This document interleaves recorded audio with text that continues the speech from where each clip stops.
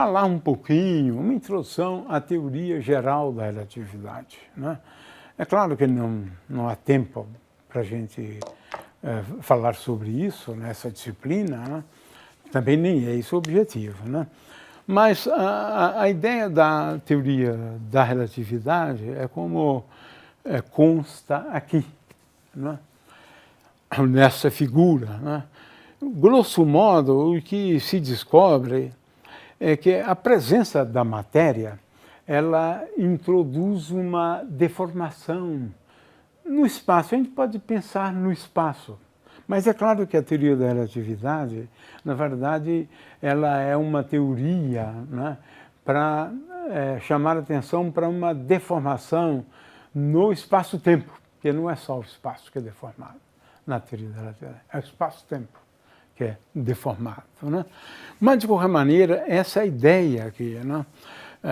E isso introduz, né, novas geometrias. Aliás, as novas geometrias não foram introduzidas de forma alguma por Einstein. Antes dele, Riemann, por exemplo, né, já falava nisso, Gauss, tem as curvaturas de Gauss, né, já falavam nisso, né?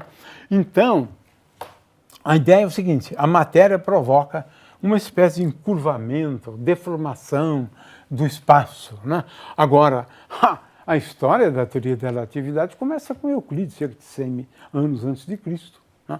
Ele escreveu uma grande obra, 13 volumes, né? E um número grande, esses volumes são conhecidos como os elementos, né? Elementos apenas, né? Ou elementos de Euclides, né?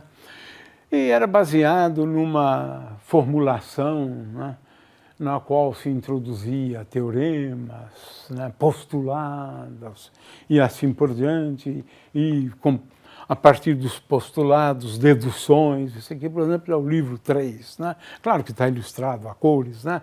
Mas, de qualquer maneira, nesse livro, ele enunciou um postulado conhecido como quinto postulado, ou postulado das paralelas. Existem várias formas de formular este quinto postulado, né? Uma primeira delas é essa, né? De acordo com essa figura aqui.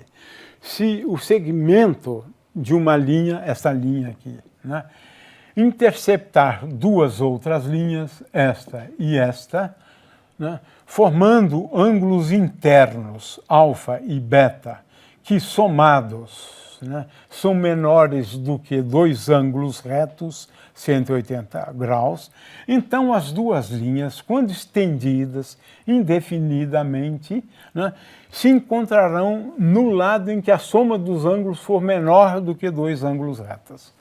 É um postulado. Nossa, discuti esse postulado.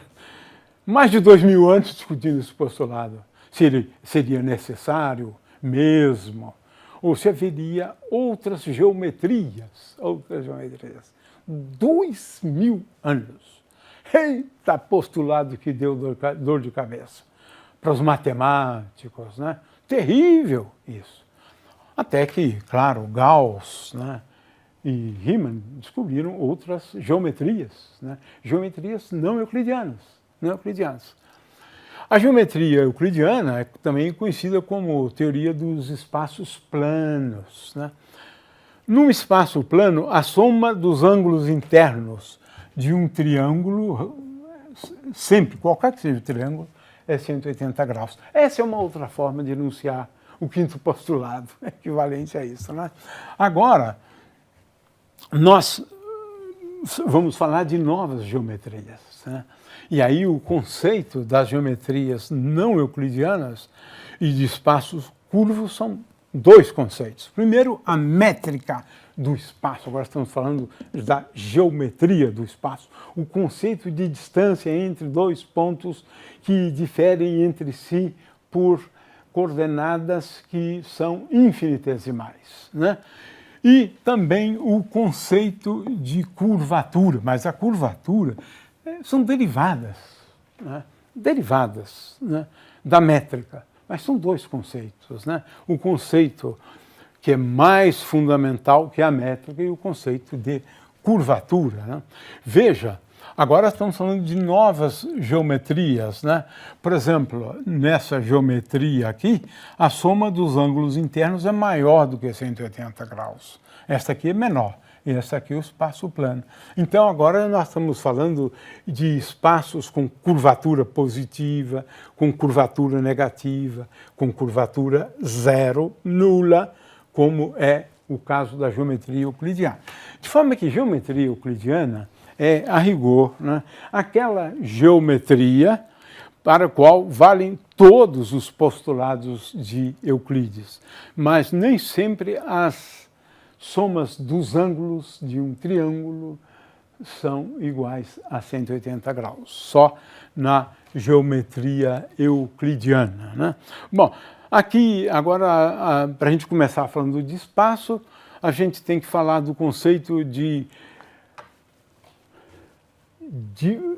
elemento de comprimento, quando eu vario as coordenadas generalizadas de uma quantidade dqi, a variação do elemento de comprimento ds, que se escreve em termos de uma grandeza física conhecido como métrica. E aqui eu estou escrevendo o elemento de comprimento em termos de coordenadas generalizadas, né? De forma de coordenadas generalizadas dependem de x, y, z, né, etc, etc. Né? O fato é o seguinte, é que um espaço é dito plano, se esse elemento de comprimento for tal que eu consiga encontrar coordenadas x, y e z de tal maneira a que esse elemento de comprimento nessas coordenadas x, y, z possam ser escritas sob esta forma. Se não for, o espaço é curvo. Se não for, o espaço é curvo. Essa, então, é a distinção entre espaços planos e espaços curvos, né? Muito bem, a geometria euclidiana é aquela para a qual vale todos os princípios, inclusive aquele postulado, o quinto postulado de Euclides, né? Muito bem, então esses espaços que recaem nesse caso são espaços que nós chamamos espaços planos, né? Por exemplo, se você estiver na superfície de uma esfera, o elemento de comprimento qualquer aqui ao longo da esfera ds, ele vai ser escrito sob esta forma aqui, envolvendo os ângulos θ e φ. Mas você nunca vai encontrar coordenadas x e y de tal maneira que ds ao quadrado é igual a dx ao quadrado mais dy ao quadrado. Ou seja, na superfície de uma esfera, nós temos aqui uma geometria tal que é uma geometria não plana. Esse espaço aqui é um espaço, portanto, curvo, né? Então, o conceito fundamental, tensor métrico, em 4 dimensões, esse μ aqui vai variar, né, de acordo com a teoria da relatividade, de 1 a 4, μ também variando de 1 a 4. Agora estamos falando da curvatura do espaço-tempo na teoria da relatividade. Agora, estamos falando de uma métrica, onde essas coordenadas generalizadas, então, são coordenadas variando de 1 até 4, no caso da teoria da relatividade. E agora o problema são as transformações gerais de coordenadas, né? Eu passo de um conjunto de coordenadas para um outro conjunto de coordenadas, mas agora as transformações são as mais gerais possíveis. E é por isso que a teoria recebe o nome de teoria geral da relatividade. É claro que para cada tipo de coordenada você vai ter um tensor métrico para cada tipo de coordenada, né? E a equação fundamental, né, é a equação de Einstein, que relaciona o tensor métrico, o tensor de curvatura, R, com, vamos esquecer por enquanto esse termo, com um termo, que é um tensor, né, de momento-energia. Ou seja, essa equação afirma o seguinte: se eu tenho aqui matéria, então a matéria leva a uma curvatura do espaço. O problema da equação de Einstein, de resolver a equação de Einstein, é o de determinar não o tensor, porque o tensor está aqui, né? é de determinar a métrica. Então, a teoria de Einstein é uma teoria que escreve equações com o objetivo de determinar a métrica.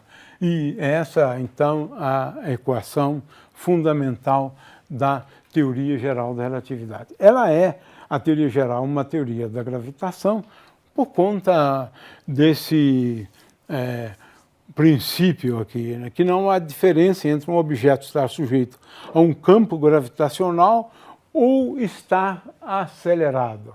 Ou seja, uma transformação geral de coordenadas, né?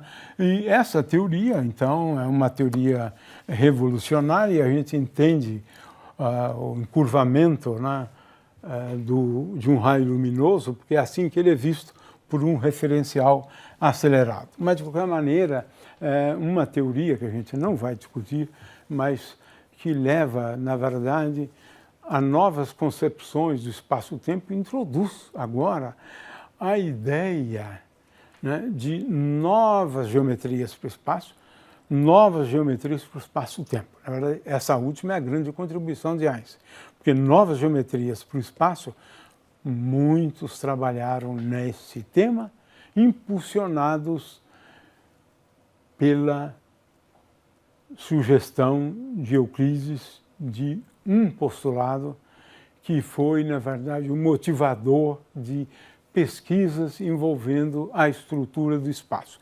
E depois Einstein, a estrutura do espaço-tempo.